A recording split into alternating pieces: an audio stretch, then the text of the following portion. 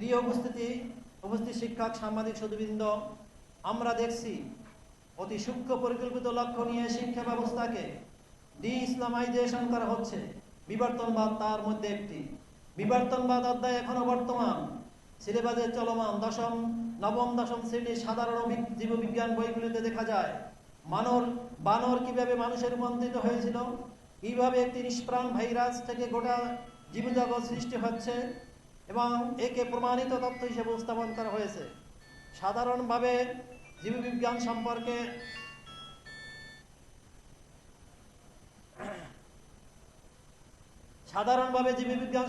ধারণা কম এমন সব শিক্ষার্থীদের কাছে বিবর্তনবাদকে বিজ্ঞানসম্মত মনে হবে। আমাদের বইগুলিতে বিবর্তনবাদের নামে বিভিন্ন অসত্য ও কাল্পনিক তথ্য দেওয়া হচ্ছে। আমাদের মনে রাখা চাই, বিবর্তনবাদ তথা সৃষ্টিকর্তার সৃষ্টির রহস্যকে অস্বীকার করে, যা প্রকারান্তরে সৃষ্টিকর্তাকে অস্বীকার করা। বিবর্তনবাদ সম্পূর্ণ অবৈজ্ঞানিক, যার জন্য ইউরোপ এবং আমেরিকায় তাদের বাধ্যতামূলক সিলেবাস থেকে তত্ত্বটি বাদ দিয়েছে। আমাদের দেশের ইংলিশ মিডিয়াম স্কুলগুলোর সিলেবাস, যা ক্যামব্রিজ কারিকুলাম, সেখানে এসএসসি পর্যন্ত এই অধ্যায় সম্পূর্ণভাবে বাদ দেওয়া হয়েছে। যদিও ইংলিশ মিডিয়ামে এসএসসি নয়, কিন্তু এসএসসির সমমানের কথা এখানে বোঝানো হচ্ছে। পর্যন্ত এই অধ্যায় সম্পূর্ণভাবে বাদ দেওয়া হয়েছে। প্রশ্ন হলো, ইংলিশ মিডিয়ামের সিলেবাসের তুলনায় আমাদের সাধারণ শিক্ষার্থীরা কি অধিক আধুনিক তথ্যবহুল সিলেবাস অধ্যয়ন করছে? চতুর্থ শিল্প বিপ্লবের দোহাই দিয়ে নূতন কারিকুলাম চালু করা হয়েছে। আমরা যতদূর বুঝি তা হলো, চতুর্থ শিল্প বিপ্লব মানে রিমোট কন্ট্রোলের ভিত্তিক শিল্প বিপ্লব, যার ভিত্তি হলো বিজ্ঞান। কিন্তু এনসিটিভির সিলেবাসে দেখেন, এখানে এনসিটিভির কথাটার ভুল আসছে, সেটা আমরা সংশোধন করি নিয়ে। কিন্তু এনসিটিভির সিলেবাসে বিজ্ঞান কোথায়?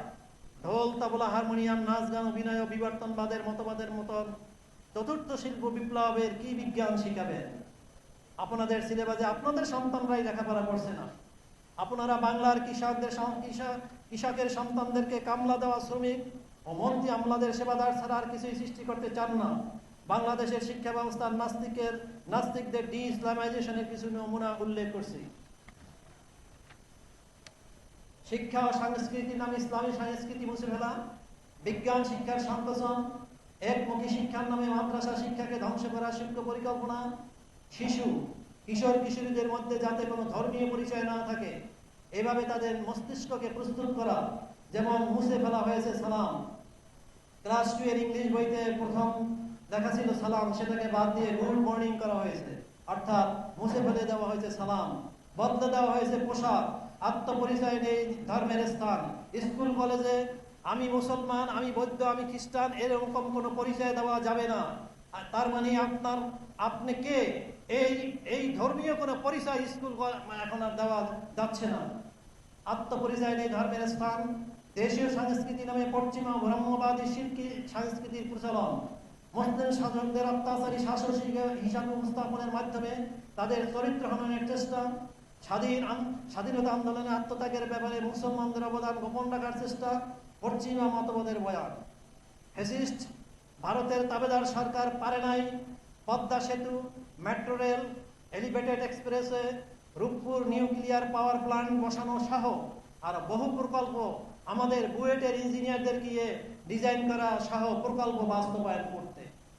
প্রকল্পের পরামর্শদাতা ও ডিজাইন সহ প্রকল্প বাস্তবায়নে 60% ব্যয় করা হয়েছে বিদেশি ইঞ্জিনিয়ারদের পিছনে। তাহলে আমাদের জনগণের টাকায় পরিচালিত বুয়েটে কি শিক্ষা দেওয়া হচ্ছে? উন্নত চিকিৎসার জন্য প্রতি বছর সাধারণ জনগণ সহ মন্ত্রী এমপিরা বিদেশে চিকিৎসা নিতে হয়, তাহলে আমাদের মেডিকেল কলেজগুলোতে কি ডাক্তার বানানো হচ্ছে? ঢাকা বিশ্ববিদ্যালয় সহ মেডিকেল ও বুয়েটের বিদেশি শিক্ষার্থীর সংখ্যা 90% কমে গেছে, কারণ ঢাকা বিশ্ববিদ্যালয় সহ মেডিকেল কলেজ ও বুয়েটের র্যাঙ্কিং ভারত, পাকিস্তান, নেপাল ও ভুটানের চেয়ে 400 পয়েন্টের বেশি পিছনে আছে। অর্থাৎ দেশ আস্তে আস্তে মেধাশূন্য হতে চলছে। এই সমস্ত জায়গায় ভারত দখল করে নিচ্ছে। আমাদের চাকরির বাজার সহ উন্নয়নের নামে দেশে ভারতের একটি অঙ্গরাজ্যে পরিণত হতে যাচ্ছে। এমত অবস্থায় বৈষম্য বিরোধী শিক্ষক কর্মচারী জোটের উদ্যোগে আয়োজিত বৈষম্যে নিমজ্জিত বেসরকারি শিক্ষক কর্মচারী ও বিকৃত অবৈজ্ঞানিক শিক্ষা কারিকুলামের সংকট নিরসনে আলোচনা সভার সম্মানিত সভাপতি, জোটের নেতৃবৃন্দ, উপস্থিত আমন্ত্রিত সাংবাদিক বন্ধুগণ, জাতীয় শিক্ষক ফোরামের কেন্দ্রীয় কমিটির পক্ষ থেকে আপনাদেরকে জানাই আন্তরিক শুভেচ্ছা ও মোবারকবাদ। আমাদের দেশের শিক্ষার ৯৭% দায়িত্ব পালনকারী বেসরকারি শিক্ষা কর্মচারীরা বিভিন্ন বঞ্চনা বৈষম্যে নিমজ্জিত। সরকারি ও বেসরকারি শিক্ষকদের দায়িত্ব, কর্তব্য, বিধিবিধান একই হওয়া সত্ত্বেও বেসরকারি নন এমপি এবং এমপিভুক্ত শিক্ষক কর্মচারীরা নানাবিধ সমস্যা ও বৈষম্যের শিকার। শিক্ষকদের দায়িত্ব হচ্ছে শিক্ষিত মানুষ গড়ে সুশিক্ষক জাতির উপহার দেয়া, আর এই মহান শিক্ষকদের বেতন যা দেওয়া হয় তার ড্রাইভারের চেয়েও কম। অপরদিকে আমাদের দেশে পাঠ্যপুস্তক রাজনৈতিক উদ্দেশ্যে ব্যবহৃত হাতিয়ারে পরিণত হয়েছে, যেখানে সত্যনিষ্ঠ তথ্যের পরিবর্তে রাজনৈতিক দলগুলোর এজেন্ডা বাস্তবায়নের জন্য ইতিহাস, সংস্কৃতি ও ধর্ম বিকৃত করা হয়েছে। এর ফলে শিক্ষার্থীদের সামনে প্রকৃত ইতিহাস, সংস্কৃতি ও ধর্মের একটি বিকৃত রূপ উঠে এসেছে, যা ভবিষ্যৎ প্রজন্মের বুদ্ধিবৃত্তিক বিকাশের নেতিবাচক প্রভাব ফেলেছে।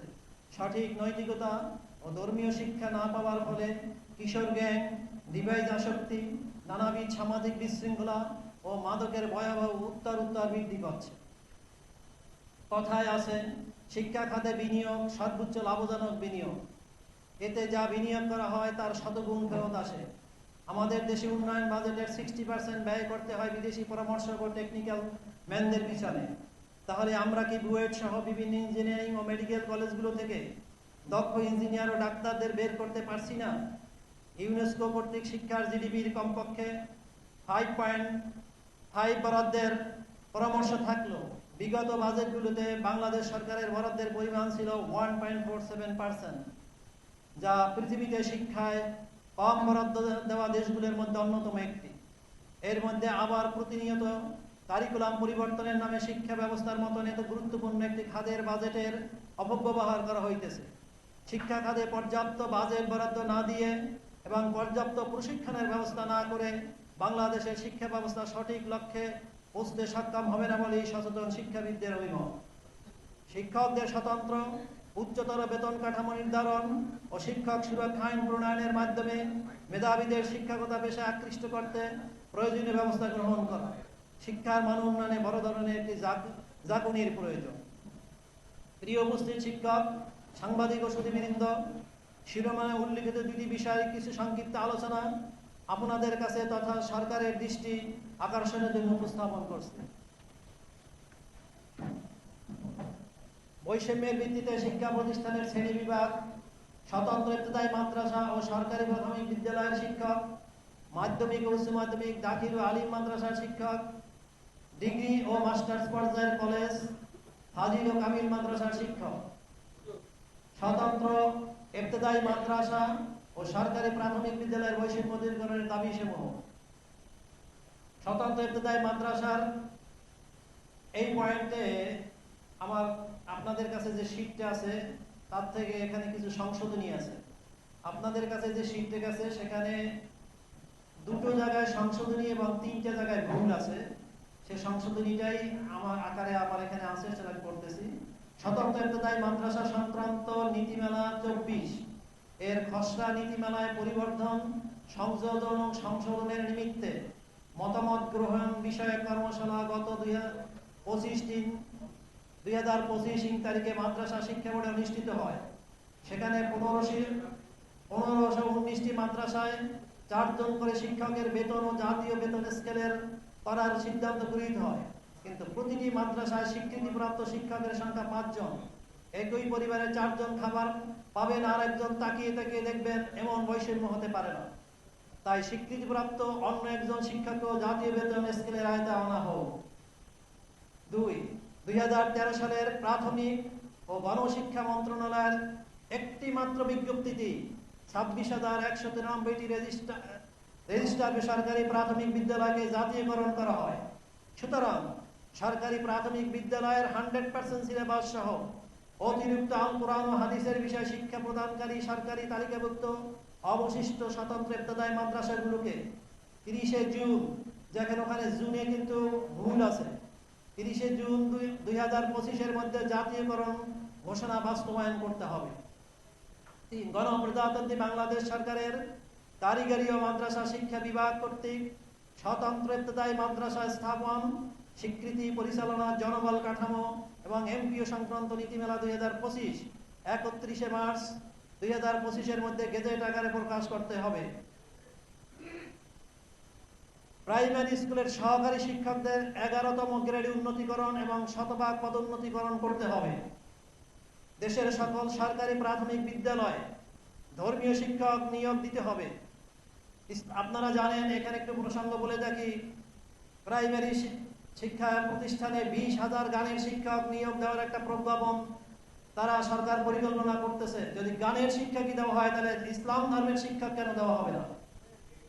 ইসলাম ধর্মের শিক্ষক নিয়োগের ক্ষেত্রে কওমি মাদ্রাসা শিক্ষা বোর্ড, আল হায়াতুল উলিয়া লিল জামিয়াতিল কাওমিয়া থেকে পাশ করা মাস্টার সমমান সনদ প্রাপ্তদের অগ্রাধিকার ভিত্তিতে নিয়োগ দিতে হবে।